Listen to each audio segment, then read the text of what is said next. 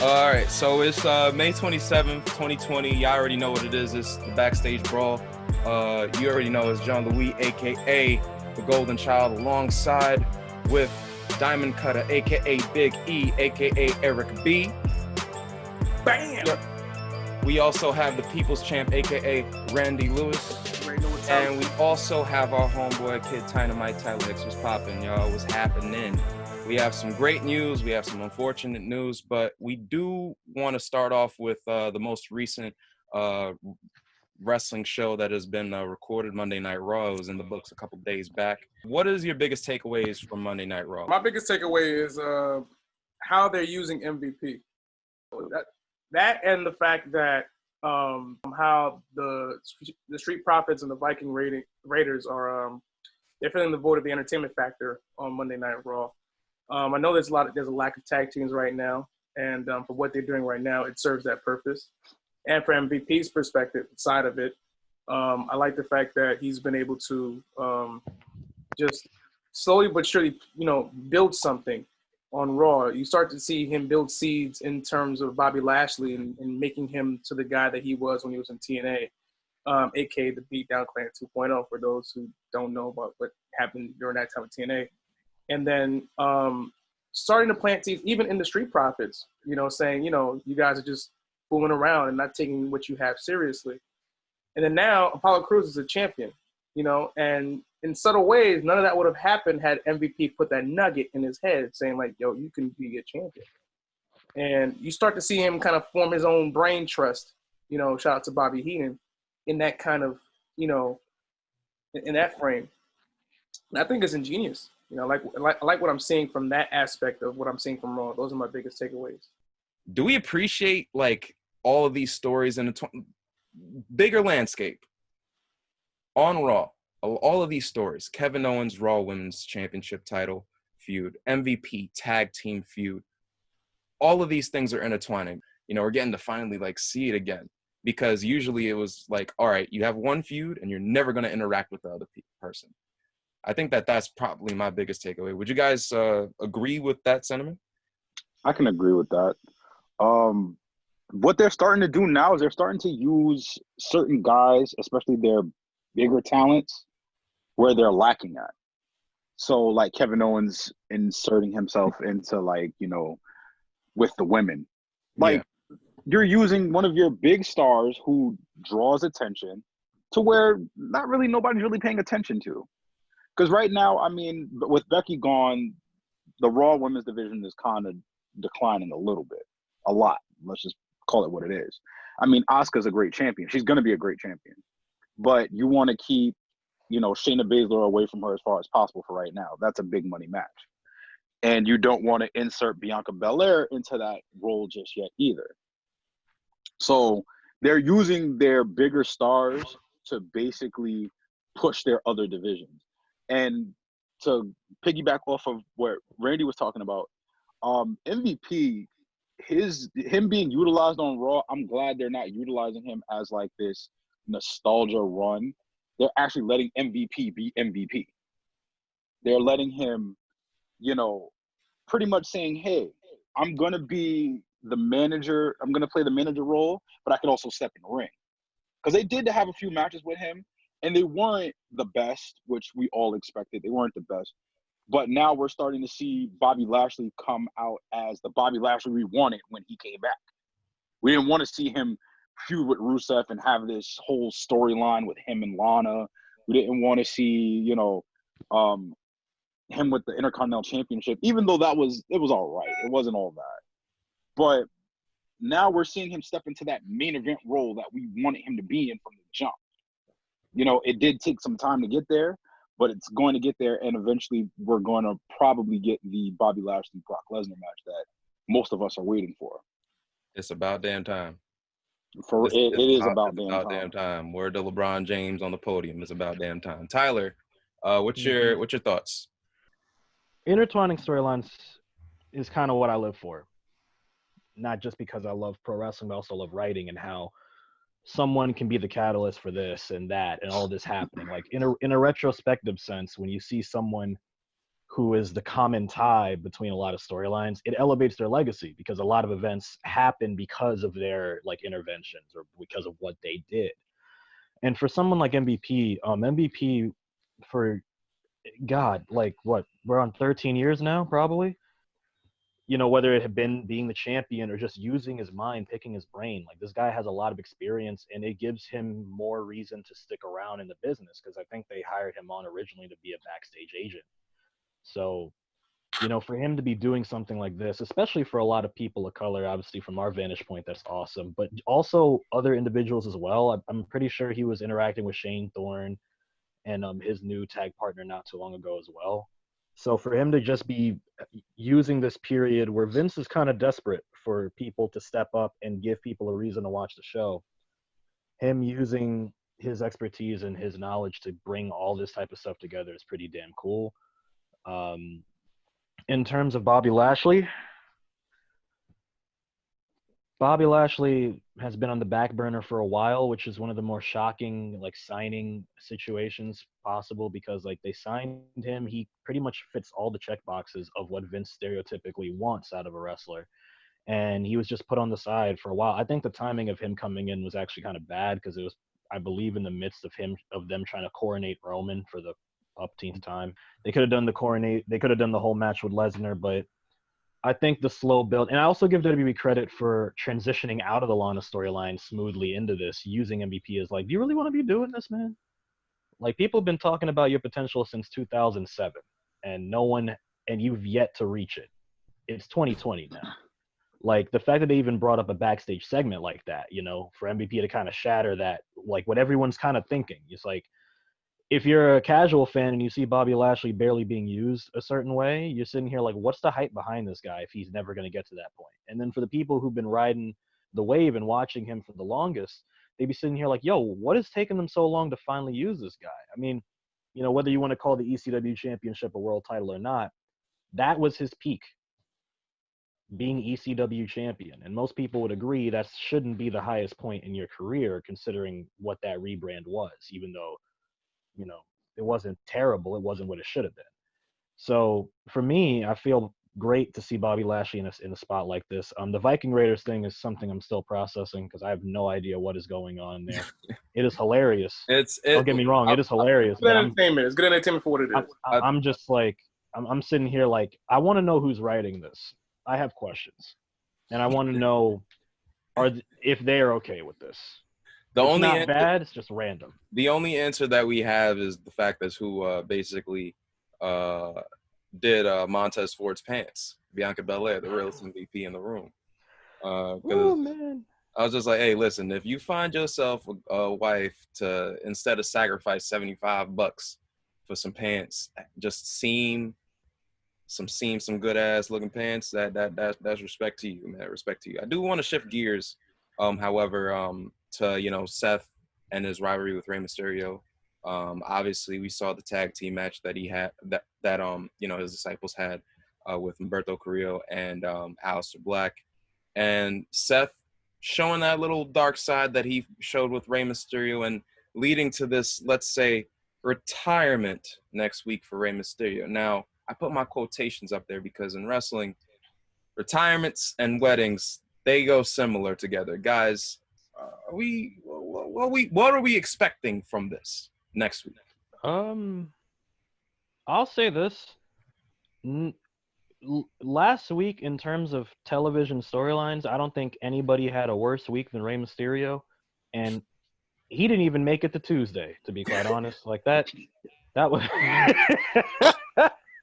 that was one of the most random for one character. That was one of the most random storyline weeks for a wrestler I've ever seen. Man got thrown off a building, and he was perfectly fine the next morning. And then he comes back in, and he gets his eye crushed, and I'm just like, okay, all right, you know, just the eye did it. You know, it's like not the whole body falling off a building. It was just his eye. Listen, they finally got the fan mail from Carl Coulange.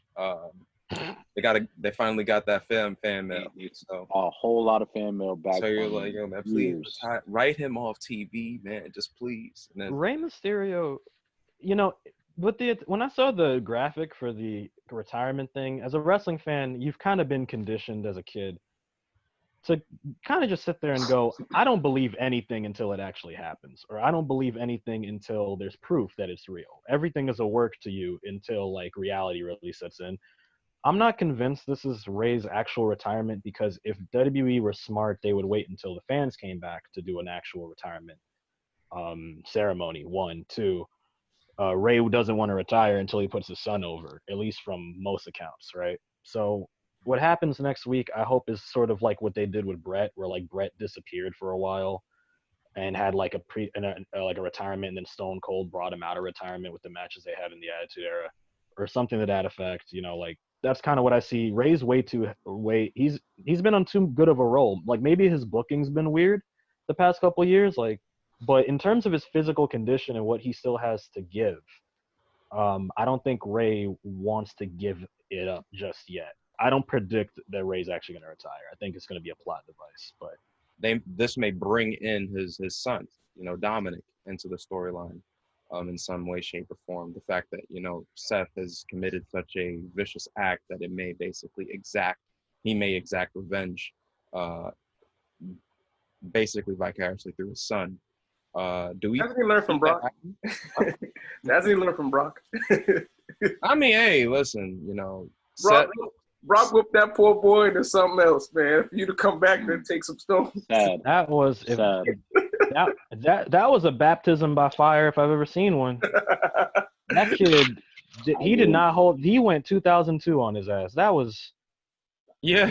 If you look from a distance, that was Zach Gowen, man. That wasn't even. Nah, if you look from a distance, I'm gonna tell you what. If you look from a distance, that's all the Here Comes the Pain animation. The German. Yeah. Yeah. Just the only thing that he didn't get is the RVD spike on his neck. Just like, and hopefully he does not get that. Because they wanted him to have a career. Yeah, true. Although I will say it's interesting. We've kind of seen that the past year, right, with Dominic being integrated into storylines. I'm very concerned only because like WWE in the past couple of years has kind of struck a gold mine with a lot of second generation or multi-generation superstars. Whether it be, obviously the biggest elephant in the room, Charlotte, the fact that they have The Rock's daughter now in the Performance Center. Dominic Mysterio has been training independently, like with Lance Storm, and he's been trying to get he's been trying to get some knowledge under his belt outside of WWE, and he obviously Ray wants him to do well in WWE. I hope that they don't convert him into a main roster star off the bat or anything. I just hope this is more storyline stuff to get people familiar with the notion that this is a guy you will see in the future, and then he does go to NXT and do the proper, rite of passage to the main roster. Because I trust Ray, I don't trust Vince. And I don't want Dominic to flop like Ric Flair's first son did in WCW, where it was like, oh, we're gonna get you into the business and you have this giant legacy to live up to, and then no, like I want Dominic to succeed, and it's not just because he's like my age. That's part of the reason. Give me some hope. At the same time, I want Dominic to do well. I've been seeing this dude since I was a kid. Like he loves this business. I want to see him do the best that he can do. I'm gonna say this about the whole Rey Mysterio retirement thing. I'm gonna agree with you guys. It's a work. We all believe it. It's gonna be a work until we see it for ourselves. I don't think Rey is one of those guys that's gonna sit there and retire on screen. He's one of those guys gonna quietly retire. I mean, I'll bring up what Randy said as we were texting amongst each other. The last person to do an on-screen retirement swerved us all. And I think we all can agree that we all had a tear in our eye that night because it was so heartfelt and it was so authentic. And then adding Cena into the mix, and then you just seeing that World's Strongest Slam, and you're sitting there like literally like this. And you're just like, what a swerve. Like, we haven't had a swerve in a while. I was grinning ear to ear that night. It was great. And that was the night after Mania. Oh my God. That was one of the worst Mania main events I've ever seen in my life. It was beautiful. But The whole Rey Mysterio thing and Seth Rollins thing, I think it's going to lead to them having a match. It's going to lead to them having a match at Backlash. I don't think it's going to if Dominic does along the way get into this whole feud with him and Rollins, I guess it might happen. It might not happen. But I don't see Dominic even going to NXT. I feel like they're going to give him the David Flair treatment. They're going to throw him out there. They're going to be like, listen, you've had enough training. You know what you're doing. We've had you in the ring already. You know, not as a character. You know, well, I mean, kind of as a character if you really want to count it. But, you know, we're going to give you this moniker. We're going to put you in the ring. We're going to have you be the son that's out for revenge, basically. And, you know, you're going up against, you know, I'm being biased, Seth Rollins. Like, come on now. Going up against the Messiah. Yeah. I mean, yeah, I will say, like, there is a case, and, you know, I'm pretty sure, like, the consensus is that we all have a positive opinion of how the creative direction has been under Paul Heyman. So I'm pretty sure we could see a case where Dominic does have a small run on the main roster, but he does get written off TV in the fact that he can go off and do his own thing later on. Like, I could see a case where he returned, like he comes in defensive in honor of his dad, and he goes and attacks like Austin Theory and thing en route to trying to get after Seth Rollins.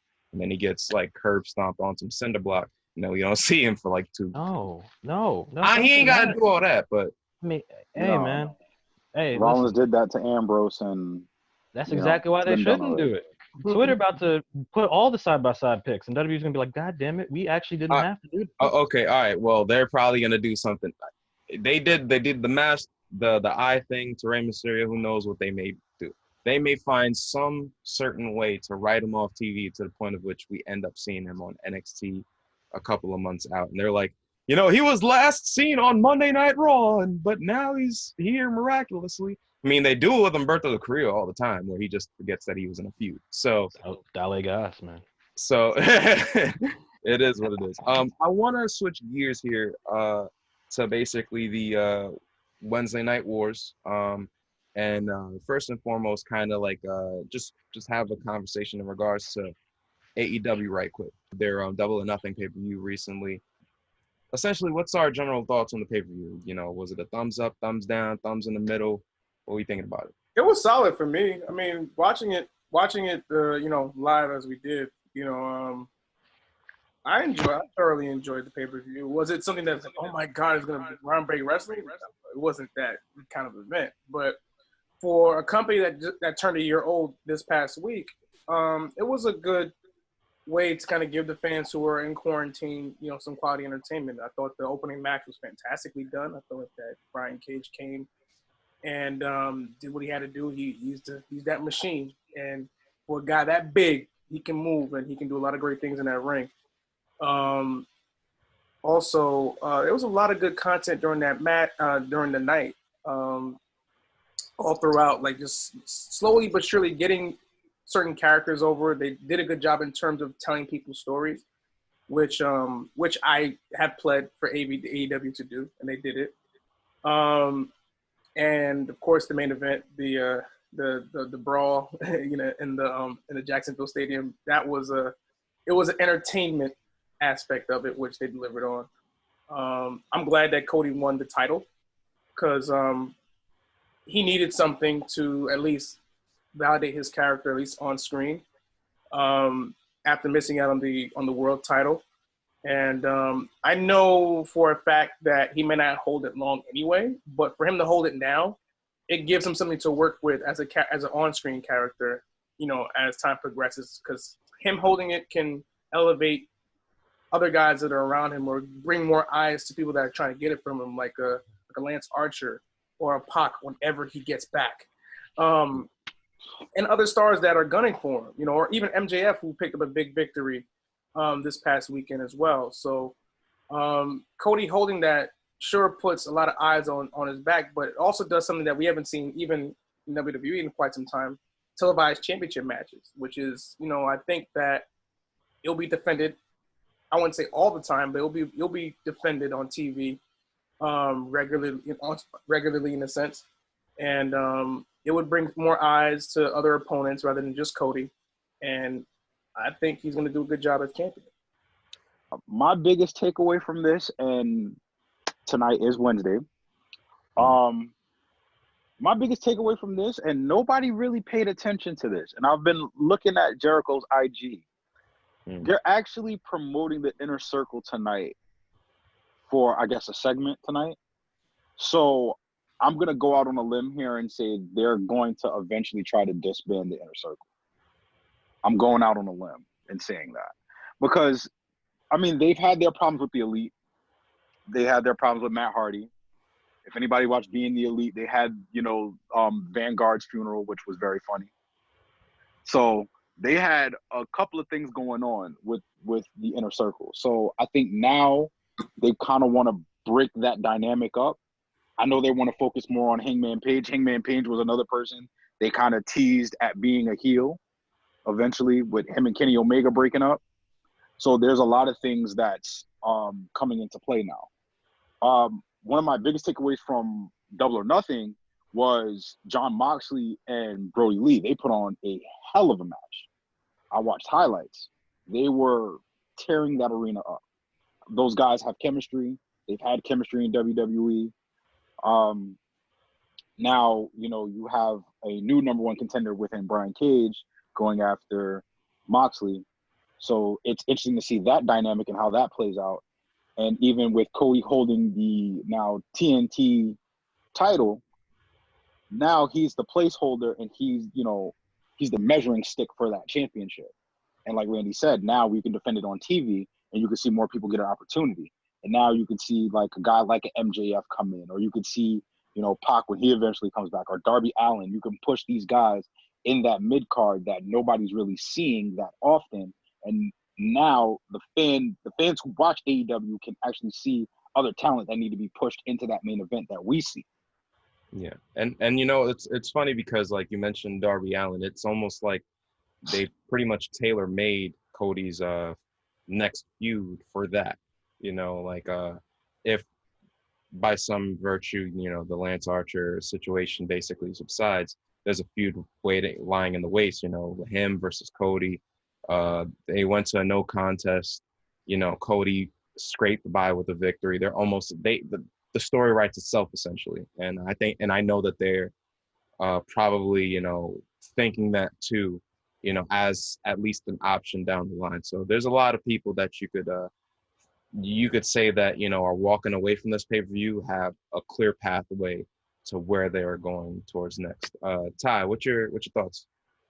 I have two takeaways. By the way, if you saw me looking over there, it's because I live in a Caribbean household, and there ain't no such thing as being able to be in your room by yourself for longer than 10 minutes. Yeah. What do you call it?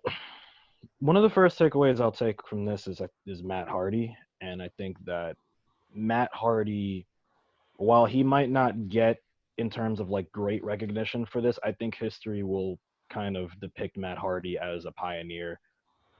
Not only, we talk about it in the wrestling business a lot.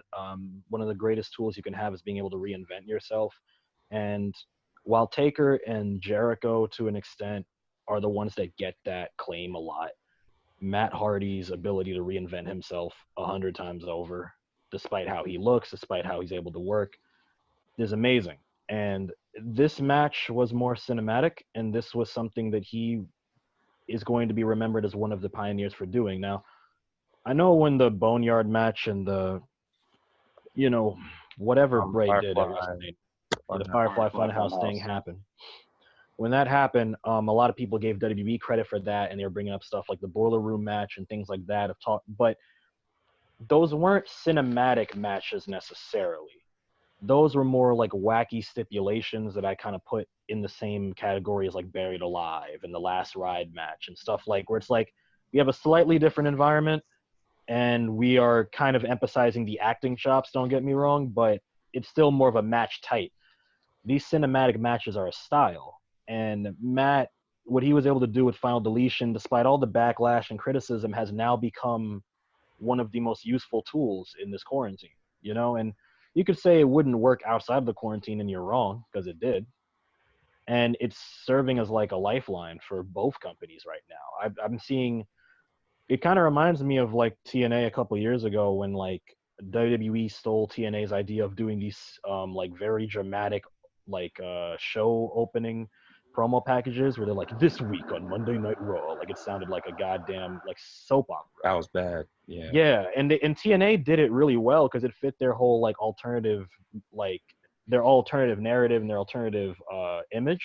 But when WWE was doing that, I was just like, why did you even steal this? Like y'all are just petty. Now we see like the fact that I know. Wait, what? They didn't need to do that. They didn't need to do that, but AEW is kind of pushing WWE to actually try harder in this quarantine because WWE was just like, okay, no fans. Show's gonna act like the fans are there. AEW, like I know I heard rumors Vince was, bringing in, he wanted to do fans, but he was like, I don't think we really can. AEW's got a whole bunch of extras trying to add some life to the show. WWE took the cinematic type idea from Matt, clearly. They still have Jeremy Borash, who was just as involved in that before, right?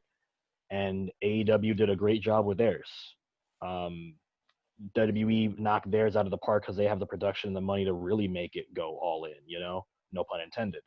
So I got to give Matt Hardy so much credit because this man, and I think he will be one of those dudes where Vince might look, well, Vince won't, but we will look at it as like he's the one that got away.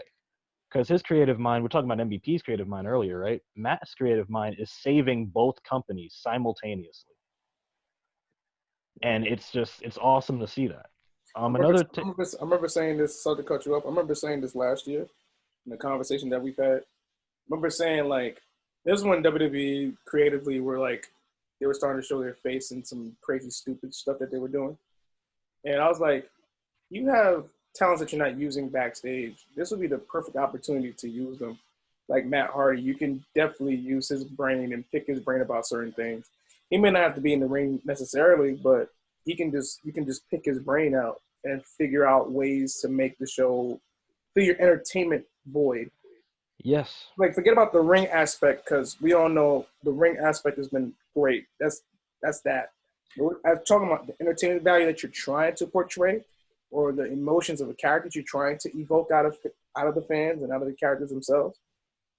You have guys backstage. You can use them. If you're not using them to be on screen, use them to help other guys. And Exactly. it's funny enough. Like now, to Tyler's point, not only the aspect of making it a cinematic type of feel, but basically having that platform to allow stories to basically like continue with a different variety of characters. Because we spoke on how Raw intertwining all these storylines. Matt Hardy's situation kind of basically birthed that, like picking like the original like deletion stories were between he and like Jeff basically took Shane Helms, took half the TNA roster. They were all kind of in there. Now you see in AEW it's kind of the same deal.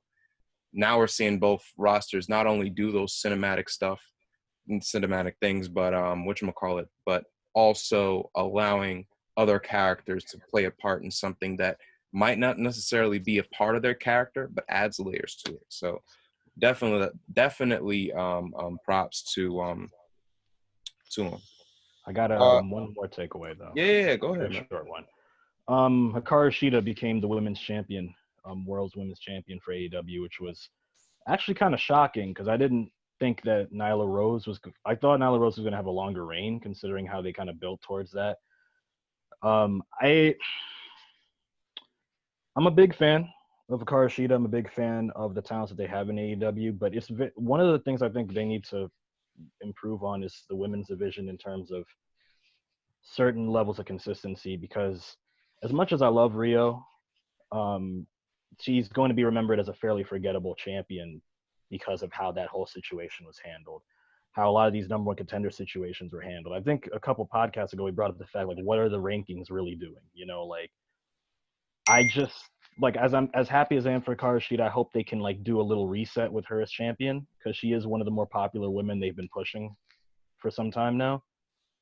It is, so I want the title changes in general to feel less random in AEW. I guess that's my big takeaway from that. As happy as I am for certain talents to get that, especially the ones that come over from other countries, and like this is kind of what they aspire to have some security in their spot because they risk so much.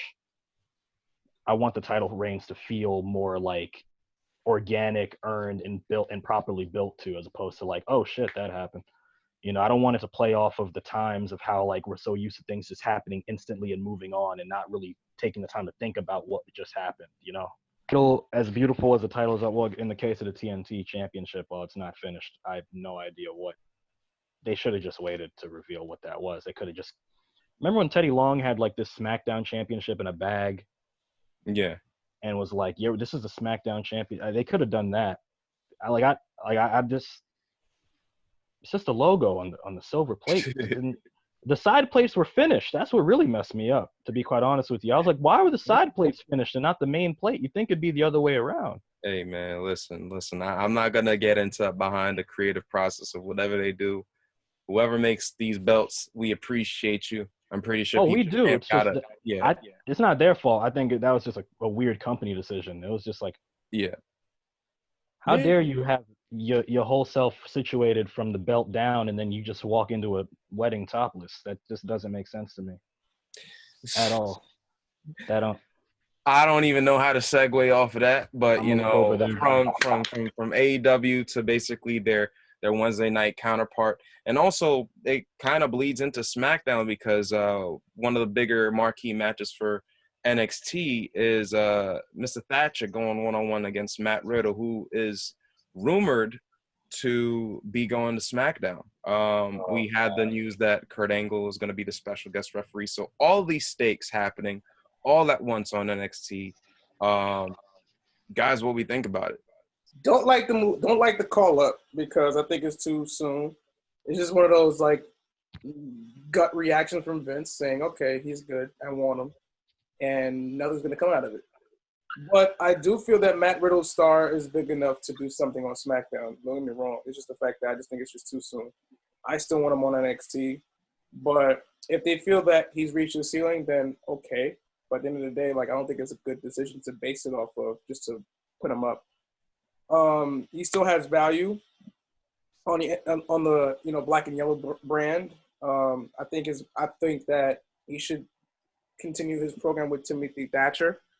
Because obviously, if it wasn't Thatcher, it would probably have been him and my guy Pete Dunne. They would have had that interesting feud that would basically carry NXT. But because he can't be here under certain regulations and situations that he can't be here. It's unfortunate, but Matt Riddle is a big enough star in NXT to make a good transition onto SmackDown. I just don't want it to be a thing because I know they're doing brand exclusiveness again now because of the lack of talent, but I don't want it to be a permanent move on Riddle's behalf. What do you guys think? I'm going to say this, and I'm going to go on record saying this. All right. I have never been a big fan of Matt Riddle. I find him very annoying. I find him very, very annoying. That's just me. I find him annoying. But I'm going to say this.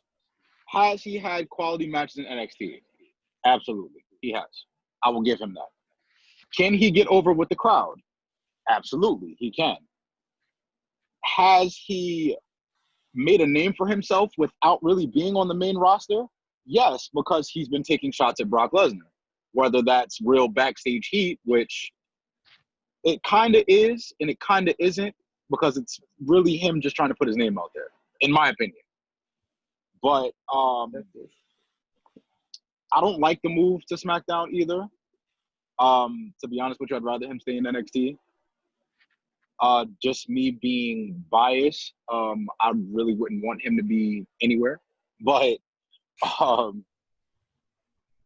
move to he didn't say it. I honestly, I was gonna. Both on the same page. That's the funniest part. We are. I was gonna let Tyler go last or go before me, but I just had to get it out. But with Matt Riddle, it's more of a fan factor with Matt Riddle. That's what it's going to be. When he comes out to the ring, everybody loves his gimmick. Everybody shouts, bro. They chant it. So that's why Vince is thinking, because I don't know if it's true or not, but I believe they're going to start having crowds in the shows again in like a week or two. So they need something. They need something and someone to get the crowd excited again. They're going to be excited because they haven't been out and seeing a live event. But they need something that's going to really get them going. And this is something that's going to really get them going. It's a marketing move. Now, will he be utilized on the main roster? I really don't see him feuding with anyone on SmackDown right now. It's shaky. I don't see him feuding with anyone on the main roster. He's had credible matches, but when you really think about it, I wouldn't even say that, because like I think with SmackDown especially, like I think I see him walking on like the first day on SmackDown, Baron Corbin taking himself too seriously, and another dude that's too laid back, and they just feud because one side is too basically like stuck up, and the other side is and then. But then what do you have after that? That's the thing. What do you have after that? I think I might have an answer to that, because I completely agree with you. But at the same time, I'm also looking at it from the point of how much can you really do with him in NXT. NXT is in this weird situation right now where, because it's not exactly developmental anymore, it's kind of like in this gray line area. It's like how long someone can stay in NXT as a top guy really, really depends. Because with the introduction of the North American Championship, you see these guys fighting over a title for so long. And if they don't win it, you're like, oh, well, clearly they'll go for the NXT Championship. And then the NXT Championship is kind of locked down because it keeps revolving around the same four people, or it revolves around. It's sort of like what New Japan's got going on with the IWGP title, where it's like only a select few people can revolve around this belt, and then all the other credible contenders who have some genuine momentum can't touch it for some reason. From like a marketing standpoint, they just don't want to use you at that point. So I do agree there's a little bit more life left for Matt Riddle on the black and yellow brand. But at the same time, it's not as long as people think, because his swan song would have been the feud with Dunn. You can't really put him in the North American Championship scene anymore. People have kind of seen that beaten to death, and you can't put him in the NXT title scene now because it's like he's been teased around it so much. It's like him winning it now, he's going to be fighting the same people he was climbing up to get it with. You know, and they're not really pushing Matt. Like, although the money match there would probably be Matt Riddle and Karrion Kross whenever he gets pushed to that point, but he needs time to develop that character, and Matt Riddle can't just fester there for the longest time either. In terms of being on SmackDown, I don't even want Matt Riddle directly entered into a storyline. On some RVD type shit, just have him do matches, do some backstage interviews, get his personality over that way where he's just so laid back. Because that's the guy we always end up, you know, comparing this guy to, RVD. And you can have him he literally is built to be filler if you want him to be. Yeah. But his filler would be very productive for him, because him having a slow build at the top is more beneficial because he's so explosive. He gives away a lot in a short amount of time. You know, in the ring, he gives you so much of himself all at once. It's better to preserve him and have him on that wait list, because that way you can get much more out of him for a longer period of time. You know, I'm not the biggest fan of Matt Riddle either. I'm not going to deny that he's over, because he is over. And the fans would like to see him in any spot. If Matt Riddle is cruising around and he is the Intercontinental Champion, no one is complaining. If Matt Riddle were U.S. Champion, no one's complaining. If Matt Riddle has no belt, but he's just showing out every week and it's eventually leading to a story, no one's complaining. You can literally wait. He's one of the few people in this current era where we're constantly hounding WWE to be like, yo, use this guy before you lose this guy. He's one of those guys you can wait on, because he's just that charismatic and he can get over so quickly that, like, you don't have to really try with him. You know what I mean? You know what? And I think that's a fantastic point, because, like, I think these days we get so fixated on if at a certain point this star hasn't been linked to a title, Like, you're not pushing him anymore. You're not this, you're not that. If there's characters and personalities who are able to like just hold on their own, like I call it the Jericho RVD types, where it's just like you could spend 2 years just chilling, but you're in memorable enough storylines. I feel like a little bit we touched on it earlier with Kevin Owens, because he's kind of going through the same thing right now, where it's like he should be going after the WWE title.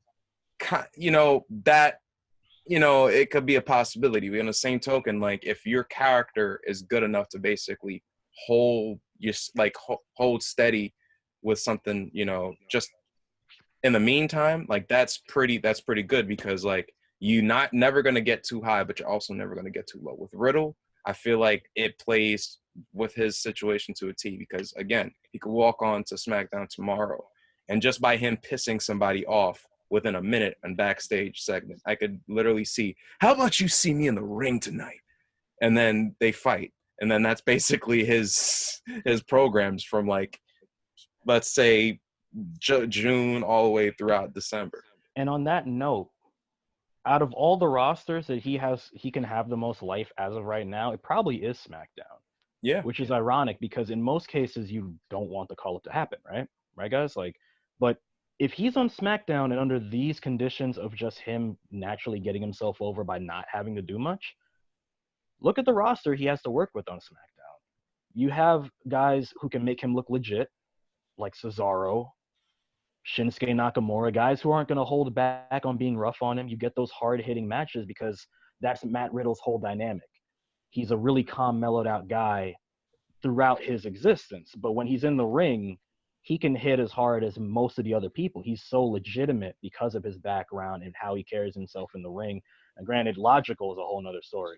But in terms of legitimacy, you can see him beating Cesaro. You can see him fighting Sheamus. You can see him fight.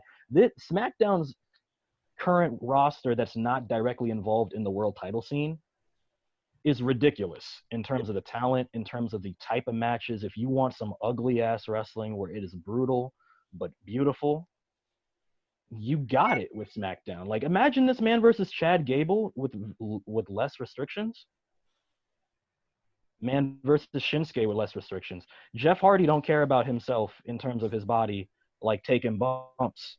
Matt Riddle and Jeff will have some cool ass matches that will be reminiscent of RVD and Jeff's previous encounters. Just hide the painkillers and the ladders, and we good. He's clean now, man. Jesus. I know, but listen, RVD this brings is why back I'm memories. French toast today. You're right, but listen, It brings back some. Yeah, you're right, but it brings back some memories, man. I was having conversations about RVD versus Jeff Hardy at Invasion, and damn near broke his neck 6 different times.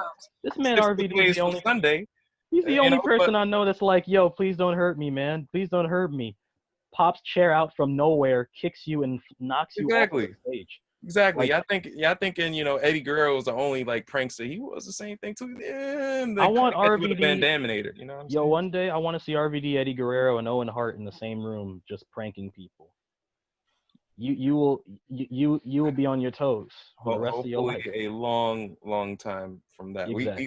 We gonna get to that later. But we did hint at a lot of talent on SmackDown that he could potentially face. A good portion of them are in this IC title tournament. You have Daniel Bryan, AJ Styles, Jeff Hardy. You have your boy Elias, who is going to advance to the finals come Friday. Well, I'm going to just put this out here for the basketball fans, whoever watches this. Since we didn't get an NCAA tournament this year, my bracket is bust because I picked Sheamus to win the whole thing. And, of course, Sheamus got eliminated. So now I'm going to redo my bracket. And I'm probably going to go wow. My heart says AJ Styles. I'm going to go with AJ Styles. Only because they need someone right now to pretty much legitimize the IC title and give it a great program and a great run. And then the rumor is that they invited Sammy back onto TV. So they bring in Sammy back as a heel. So they need somebody who is going to be a face. Now I know Styles is a heel still right now, and more than likely they're probably going to turn him because, you know, he's the face that runs the place in SmackDown. And now that he's back on SmackDown, and they have a big star, and I don't think Braun Strowman wasn't as big as they thought he was going to be for SmackDown, being the Universal Champion. So now they kind of need someone else to kind of step into that helm and bring a little more excitement. I done told That's you why I'm about that picking Braun Styles. Strowman thing, man. What was your bracket again? I could hold my tongue about it, but I done told you. I done told you, man. Wait, what? I was what like, the yo, bracket again? huh? The bracket for Oh, the bracket?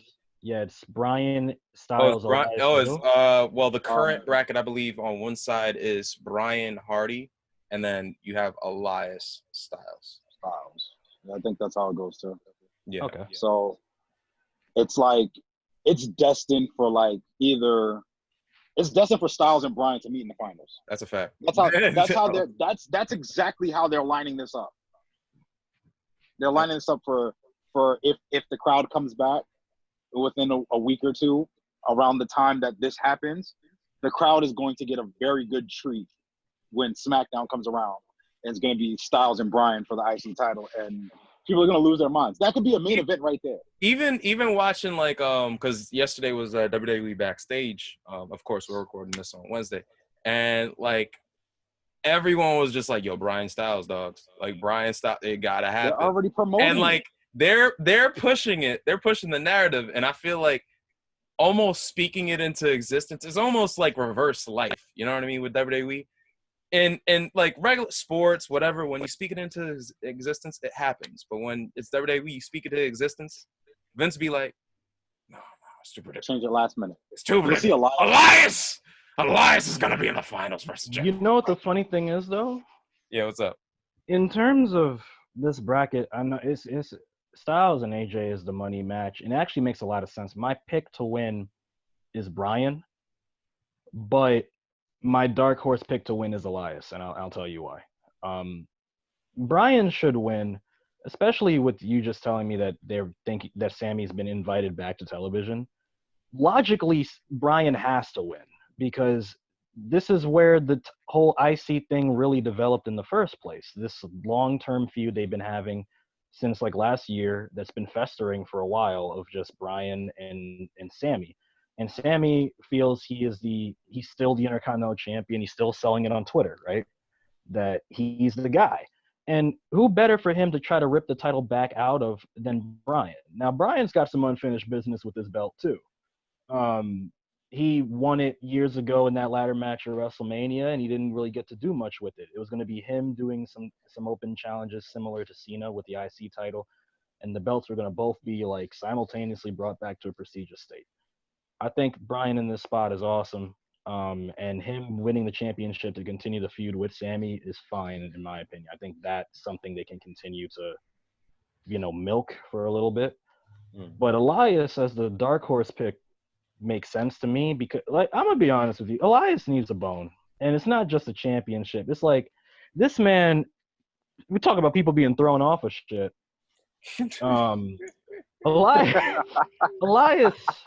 Elias has slowly just been building in the background. He hasn't really gotten to do like much that people are taking note of, but I think that would kind of make it interesting for him to win because like he's been doing a lot of filler for a while and he has been feuding with Corbin, and while we might not take it that seriously, they do position Corbin in this top guy spot in the absence of other top guys, right? If Elias were to win from a storyline perspective, it wouldn't be that unpredictable. If anything, them speaking this into existence so much right now, right?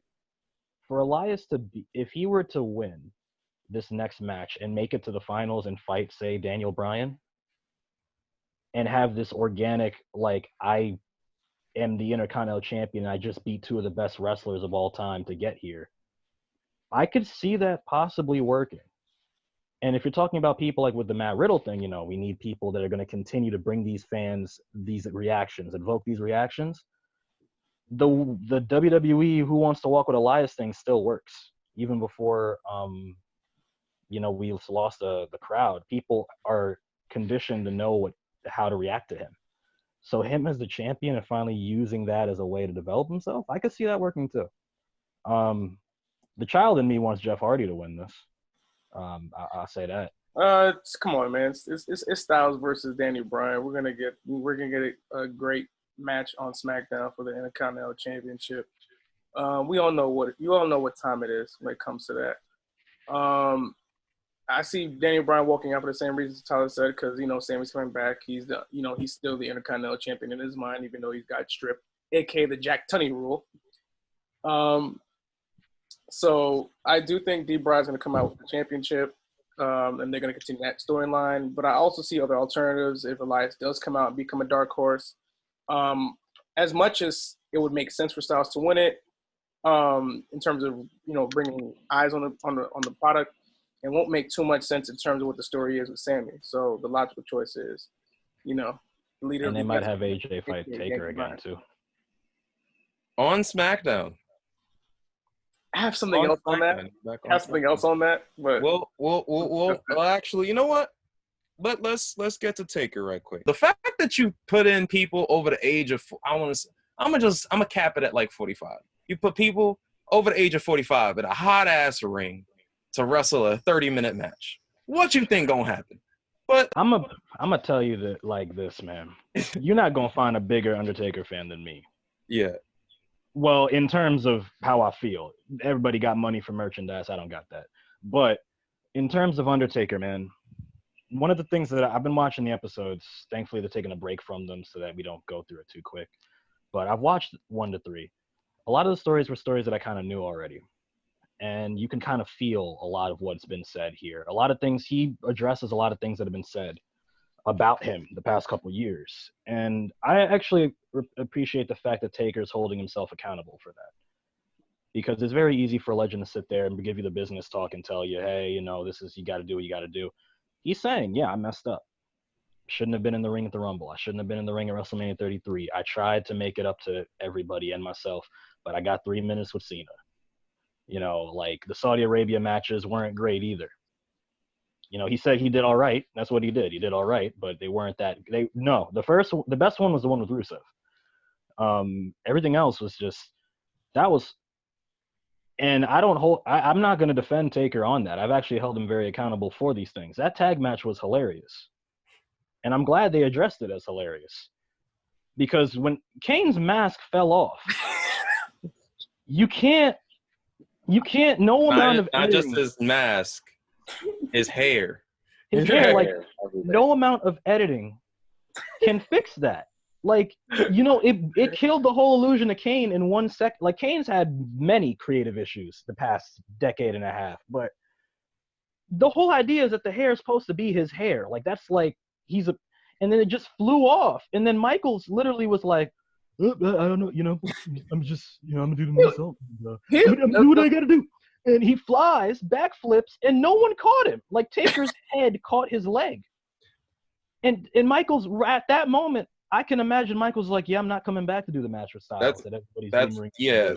And it's sad, too, because it's like you see how bad the match was. But in the same token, if you were to pick the person who did the best, it probably was Shawn. It's just the fact that that's the joke we make. Like, Shawn was the best prepared for this match, and he had been out of action for the longest period of time. Triple H tears his pec minutes into the match, and it's like you can't make this up. It's like, one Curb Your Enthusiasm episode. And it made me mad because they pushed this as the main event of the show over everything, all of the booking. They had more segments of promotion for this than anything, and then it bombed in their face. And like, these Saudi Arabia shows have been like collectively horrible. Like, so I'll ask you this. Because, like, based off of the Saudi Arabia show, based off of everything that Taker, mentioned about, Shawn's retirement, based on how his wife has received him and everything like that. And, Mark Henry's also had like DJ Vlad, interviews basically talking about how retirement, is with him, and just like the fact that he didn't want to leave a parody of himself. Do you want, like, would you like for a legend to basically stay a legend, or would you like them to, like, continue on to, like, chase that illustrious last match? Because Taker's essentially chasing that last, like that Shawn Michaels match? Do you want him to chase it, or do you want him to retain what he currently has? So, talking in terms of his last match being the Boneyard match, in terms of Poetic Justice, there's no match that encapsulates like all the different eras of Taker into one than that. If you wanted to leave off of that match, you could, because every essence of what your characters become was in that match. The good, the bad, the ugly, the human, the demon. I don't know why the Druids turned on him in that match. Actually, that was the most hilarious part. He was like, "I thought you were on my side." They got tired of holding the torches. Yeah, but I don't mind the idea of Taker trying to. There's only one person that should retire Undertaker at this rate. Years ago, part of me wanted to say Kane as a good way for them to both go out. Some people wanted Cena to be the last streak match. Some people were fine with it being, the end of an era match, which I actually agree with. That could have been a great way for Taker to have avoided 10 years of hits and misses. Some people said Lesnar, and honestly, I think that notion's kind of unfair, because it's like no one wanted Taker to go out like that, at least at that juncture. So there's only one person that could give Taker that match, and it's the person that they've been alluding to on TV. It's AJ. And in terms of fulfilling every single requirement Taker wants to go out on, there are many people on the roster who could do it. But in terms of throughout the entire documentary, this man is like, yo, that Styles guy, he reminds me of Shawn. With AJ's hair basking in the wind of Mania 32 and shit in the background. Is like, he's been alluding to it the entire time in the documentary, before the feud even happened. He wants it to be AJ. And it's surreal for me, because childhood me is like, y'all two should never have been in the same state, let alone company and all this other stuff. But it should be AJ. I don't mind Taker trying to capture that last match. I just hope it's the match he's looking for. Because if you wanted to leave on the Boneyard match, you got what you got. You fought AJ. You got everything. But if you wanted it to be a wrestling match, hold on. But he did say this before the documentary dropped. He just says keep watching the documentary in terms of if it really was the last ride. So right, might be it. So we don't really know. We don't know. We don't know if the Survivor Series this year is going to be a show done in honor of Taker. We don't know if he's going to compete on it, and that's kind of the fun part right now, right? But if he were to compete again, it should be AJ. If Taker wants his Mania 25 redo all over again, he wants to train his ass off for that. He wants to get in the best shape, because he moves a lot better now than he has the past couple of years. That hip. He has two good hips. That hip. You don't know how to act. People, when I saw him at WrestleMania 34, I was like, he's actually running. Like, he's running. Like, and that for me makes me happy, because people disregard how he was at 31 with Bray, but he did a good job in the match with Bray. I knew there was still something left. It's just he had nagging injuries. If he really wants to make this the best match he can be, a 15-minute to 20-minute banger with AJ, do it. AJ will make him look like a god. Taker will put in his work if you want to do that. So I don't mind Taker chasing that match, but it has to be AJ. If it's anybody else, maybe probably Drew, because he had a good run with Drew too. Yes, he could do the match with Drew, but I'm gonna agree with Tyler. But I'm gonna put my different spin on it. I would say build it up for a year. Build it up for a year up until where they're having WrestleMania in Los Angeles next year. Hopefully, if we get to, if we get there. So let's just say we get to Los Angeles. Build it up for a year. They already teased it at the Money in the Bank match when AJ went into this door and then the casket is sitting there. He's like, that Alistair put him in. Right, that Alistair put him in, by the way. So it's like he's still being haunted by that demon loss, and it's gonna eat at him. So in that narrative, and yeah, I'm gonna backpedal a little bit with the IC title tournament. You have AJ lose, even though I don't want that to happen. Have AJ lose and have him kind of go on this little downward spiral a little bit. Not too much to the point where it's just like, what the hell are you doing? But have him go on a little downward spiral. And then when you get close to Mania season, and if we are gonna go to Los Angeles, then you have him come out and just say, yo, my life has been shit since I lost to The Undertaker. I can't eat, I can't sleep, and I'm calling him out, and this is what it's gonna be. And if he agrees to that match, then AJ has to look him eye to eye, which they really didn't have too much contact this year with each other until the match happened. They have to look each other eye to eye, and he has to just straight up Shawn Michaels him and tells him, listen, you want this match? Undertaker. Yeah, I can beat you, number one. Number two, you want this match, you got to put your career on the line. Or if they're gonna gimmick it, do it career versus career. Even though I think Styles has another 2-3 years, maybe 3 years, 4 years. But I think at that point, honestly, like because I think a year back he was guesstimating 2-3 years down the line. So going into 2021, it is feasible enough that he could potentially, pull the trigger on a retirement. So it could be a good enough suspicion, There's enough story there for it to happen. Yeah. Yeah, no, most Hold on, quick thing to add on to East thing. Like, don't you think it would be dope, like, considering if he does lose, Bray ain't doing anything, and who better to screw with his mind before getting back to Taker than Bray Wyatt? I ain't gonna lie to you. I'm tired of that. I'm tired of that whole thing, man. We've been pushing for Bray Wyatt to be that kind of mankindish Undertaker kind of thing for so long. Yeah. And it's just like you have to accept Bray for who he is. Yeah. Bray has his own twisted mind. I like him being his own entity, but it's not like he couldn't have done it. It's just like we ain't got shit else now. It's like this nigga just let me tell you something, man. Like no, listen, that's a whole man, other podcast. Our childhood is diminishing as we get It's into not our our childhood. I'm not saying with Taker. I'm just saying with AJ. For AJ to go against Bray and then like screw up his mind before he gets back to Taker. I feel like the thing is, I feel like the allure of Bray and Taker has fall under the same category as like pick your dream match, the Lesnar and Lashley, where it's like it's right there, just do it. And every time something so in my mind, I'm just like, you know what? I'm gonna put it to you like on an unrelated, semi-related note. AJ got drafted back to SmackDown this past week. And this just supports my whole theory. He shouldn't have left in the goddamn first place. Because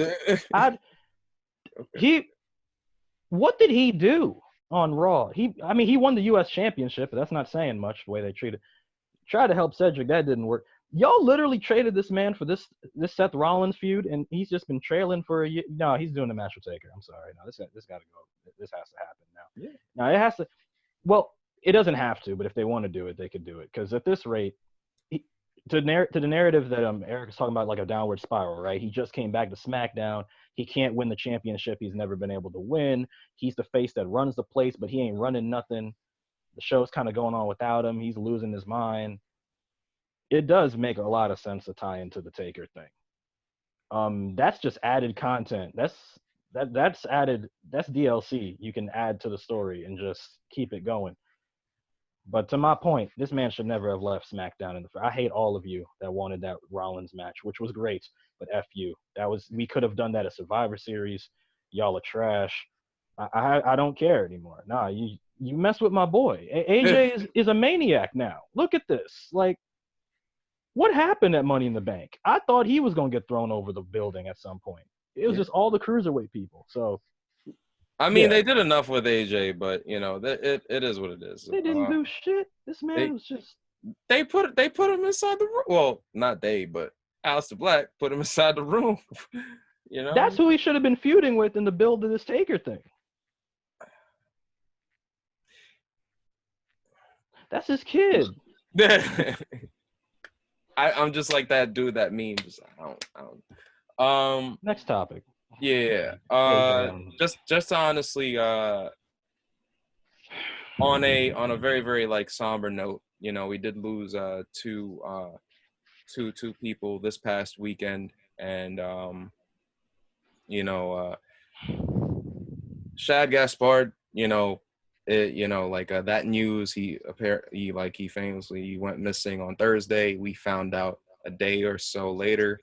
And then the news unfortunately broke out. Hannah, with her situation passing, just honestly, like general thoughts and honestly some memories of the town, specifically Shad, who we've personally seen in his WWE tenure from 2006 to '09, or 2010, guys. I'll leave Hannah to Tyler, but as for Shad, like my boy, my boy Marvin, who's the younger brother of Carl Kulan. Shout out to the Sports Hit List page, by the way. Like I remember being like a 8th grader, knowing about Crime Time, like early 2006, and then coming in and just like being like presented. I'm like, yo, these guys from Brooklyn.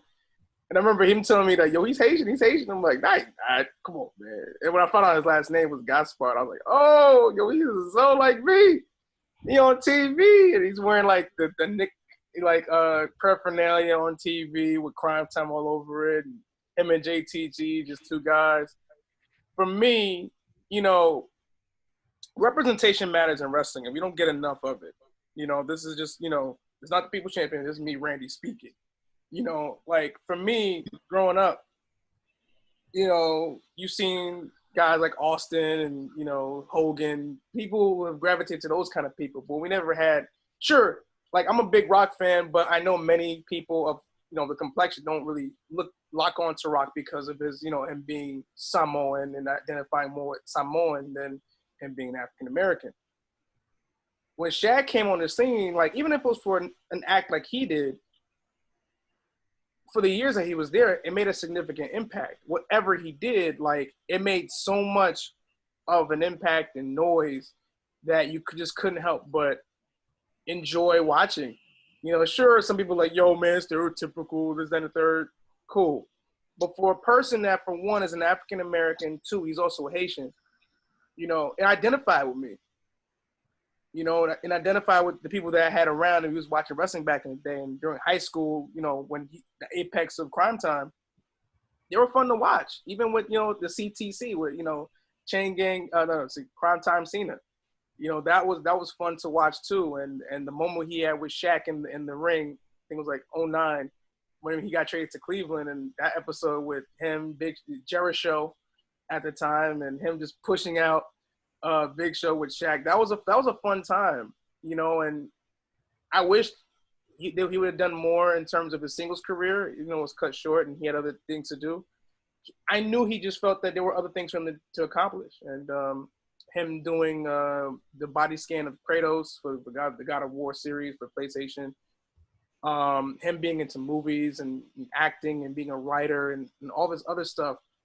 It was significant because it showed that, to then a 13, 14-year-old chubby kid from Queens that, yo, I can possibly do this too. I can possibly make my imprint. It may not be in wrestling, but it could be in some form of entertainment in that medium. And it made it possible for me to, for others to follow in his footsteps. Like he opened that door that, like it's cool for us to come out and just enjoy, stuff like wrestling and other stuff that's cool.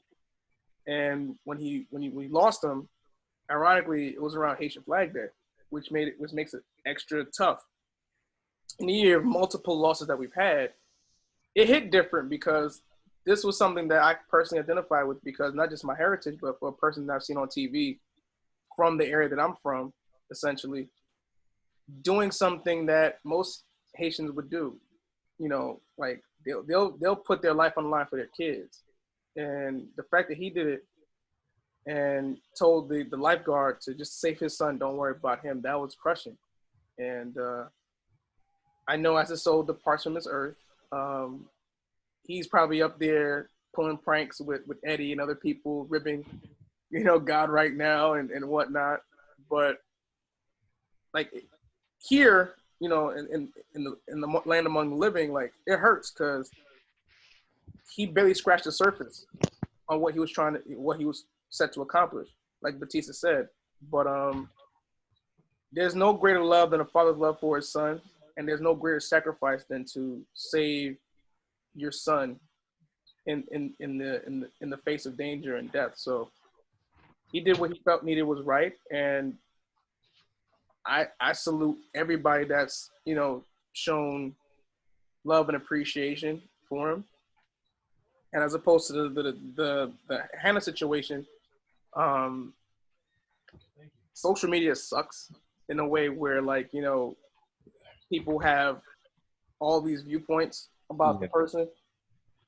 Just say whatever you feel like, and like words can really hurt people, and it unfortunately hurt that sweet soul of an individual who was at stardom out there in Japan. And I know Todd can, you know, say this better than I could, but her loss was very tragic because it was, you know, it was negative people that influenced, you know, a tragic life being gone too soon in that retrospect.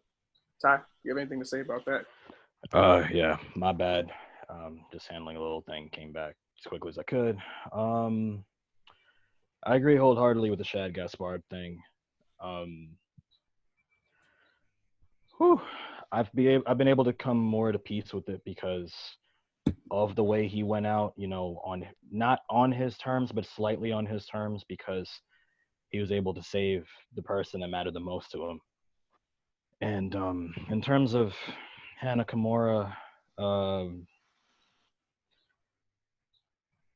man, I discovered Hannah Kimura by myself. I have friends who've watched Joshi professional wrestling. I've seen old school female professional wrestling in Japan for a little bit now, and it was really weird because when I found Hannah Kimura, I was like, there's this really attractive Japanese girl who's born in the same year as me. She's out there living her dream over there, and she's second generation. Her mother Kyoko Kimura was popping for a while, and you know, I continued to follow her. I didn't watch Stardom consistently like some other people did, but I followed from a distance, right? And I did see her grow. I saw her go from Wrestle One to Stardom, and I saw her evolve into like this character that, at least in the media and on TV, came across as like unapologetic of who she was. You know, her playing a heel. She was kind of like yeah, I'm cute, I know I'm cute, I could do all, like, she was living her best life as a character. And from what I understand, you know, she was always this really nice, gentle person. A lot of personal accounts have come out from other wrestlers, right, talking about how she was as a person. And the Terrace House thing that happened, which apparently is what sparked this whole thing, was, you know, she joined the show to draw more attention to pro wrestling. She wanted to bring more attraction to pro wrestling as a whole, not just in Japan. She also wanted to bring it to people with like mental issues and the incarcerated. Like, she was thinking of a lot of different things when she made that decision. And little did we know it would be the D decision, right? Because apparently she was putting her clothes, her actual wrestling gear, in a washing machine. Somebody came in, put their clothes after, didn't realize her clothes were in there. It was careless, but it wasn't done maliciously. And from what I understand, she spazzed on them, got mad because of how careless it was, because her clothes got destroyed. And apparently that moment was the moment that this giant audience in Japan saw that, and that's what stuck with them, because they didn't know her really well outside of that, right? And everyone just started attacking her. At least that's what I've heard. And you know, it's one thing to hold somebody accountable for acting out in a certain situation, right? But and context does affect a lot of different situations. But the fact that people feel so confident to tell somebody that you don't deserve to be on the planet, or you should kill yourself, or this and that, is there are no words to describe how annoying that is for me and how infuriating that is for me. Because it's like, dude, everyone messes up. Even if if you have any sort of celebrity status, that doesn't make you any less human. You have to do something really terrible for people to question your humanity on a reasonable level, you know? Getting mad that something happened to your clothes, or getting mad over something that, like, low stakes, is ridiculous. And I've had a lot of thoughts in my head since the Hannah thing, because the Shad thing, you know, whether we want to admit it or not, we all had to brace ourselves for it. Whether it was going to be a miracle or a disaster, there was a part of us in our minds that was like, the story is not getting any better. The news is going this way and that way. And that's not to, you know, I'm not saying that as like an insult, right? I'm saying that as like the reality of the situation was that Shad's mortality was hanging by a thread no matter how much we wanted to admit it or not. And I came to peace with the fact that he did what he did. I'm mad that he's gone, but he left a hero, and he left under somewhat of his own terms. With Hana, it was like like, I don't know if y'all heard that, like, saw it, but she Yeah. posted photos and the notes and They po- everything. It was yeah. just, that was completely out of left field. Like, I wouldn't have never thought, considering how she portrays herself, how she goes about herself in life, that she would have been brought to that point. And it just goes to show you, not everybody's in that mental state to, handle so much adversity at one time, And also at the age, that 'cause she is, like, she's and that, only 22. You know what I mean?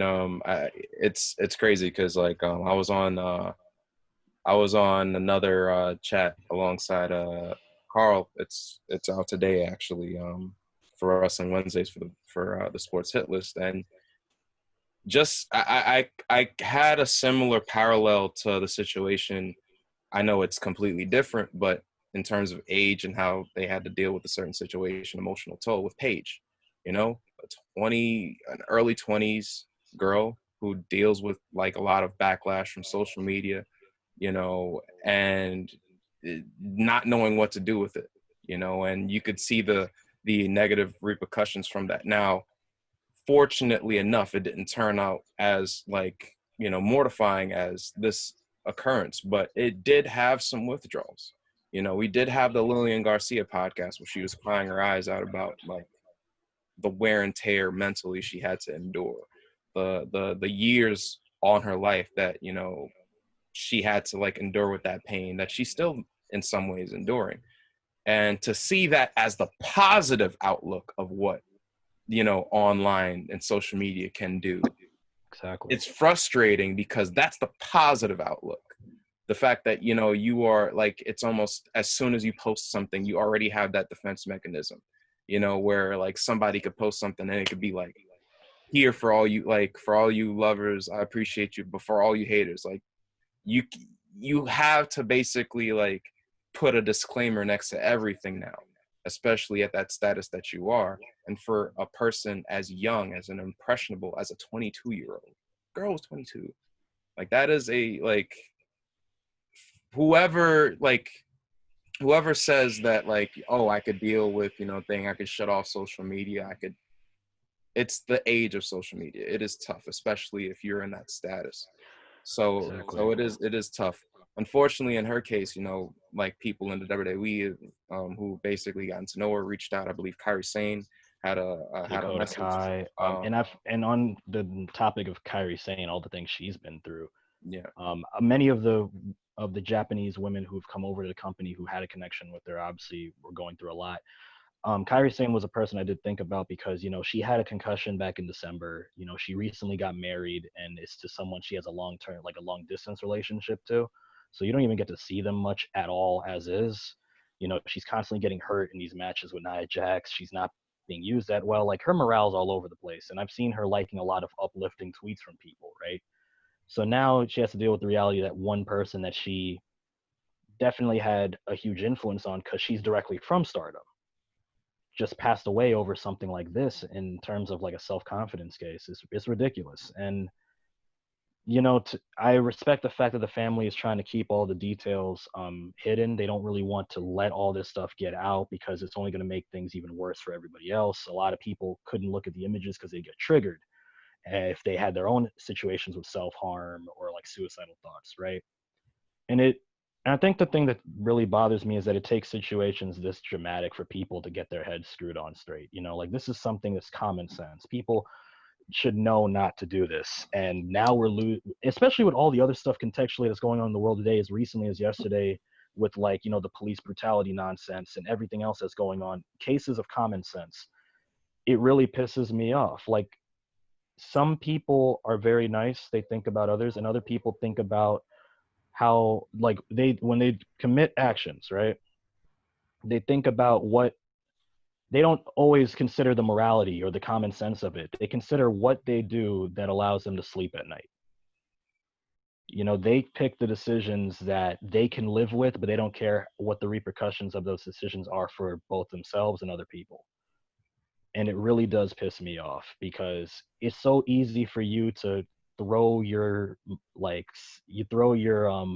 ideals and stuff on other people or act the way that you do, and then the minute it happens to you, it's a problem, even though you do it to somebody else and it's not. Because which one gives you the advantage, right? Which advantage are you taking care of? That's why we have so many double standards and crap in the world. It's all about which advantage, like who has the advantage and who's going to take advantage of it. So to close off, because I know I've been rambling for a minute, I'm sorry, but I wish neither of these deaths had happened.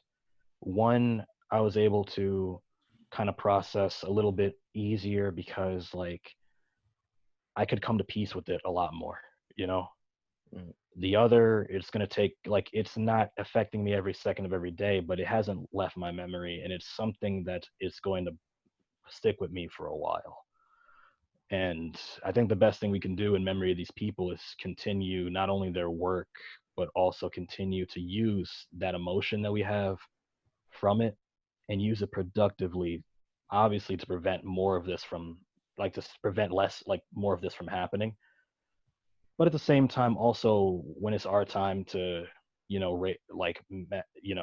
foster the next generation in whatever way that is, make it so that they know better because we had to deal with it firsthand, Yeah.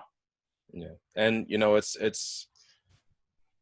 as sad as it is, it's almost apropos because on one end, like, we see how uplifting and how encouraging and how spiritual and how faithful one situation turned out to be.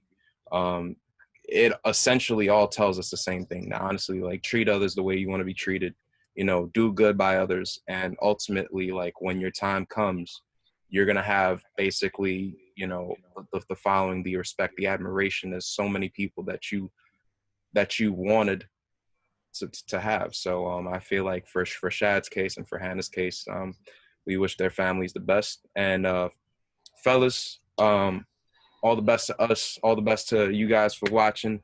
Hopefully, for the people who are watching this later on in the week, stay tuned for SmackDown. Hope you guys are enjoying. Hopefully tonight we all enjoy ourselves, some AEW, some NXT, etc., etc. Follow us on, Facebook. Follow us on, Twitter. However you know it, we follow us. Just follow. Just follow. You know what I mean? Just wherever you see Backstage Brawl, just like click subscribe. Yes. Subscribe as well. And also if you see me in the street, follow me. Don't actually do that. Are you gonna be Big E like Big E Langston when he's on the New Day podcast? My name is Big E, but don't follow me. Don't follow me. I don't want your follow. I don't want your follows. I don't want it. Take them away. I don't want it. We want them. We actually need them. We need them. But, and also before we log out, please follow the Sports Hit List page on Facebook as well. Follow us on the Backstage Brawl on Facebook. Please subscribe to our YouTube channel, which episode 4 will be uploaded to post haste. And this week we will be making a Twitter. I'll guarantee that. I'll handle it. We still got a Twitter. We still have the Twitter? Yeah. Oh. Then follow us at the Backstage Brawl on Twitter. we still on Twitter, boy. I didn't know we were still on Twitter. See, look at that. We still on Twitter, boy. We still on Twitter. Listen, we just incognito. Twitter, we just Facebook, incognito. YouTube. Like all at the end of the day, we on Twitter, but we just looking for a booking, man. Vince, just book us, man. Just book us. Vince, man, we got ideas, man. We sitting in catering, man. Just book us on the goddamn show. Yeah. You already know. Golden Child, People's Champ, Kid Dynamite, Diamond Cutter. We out. Yes, sir. Out.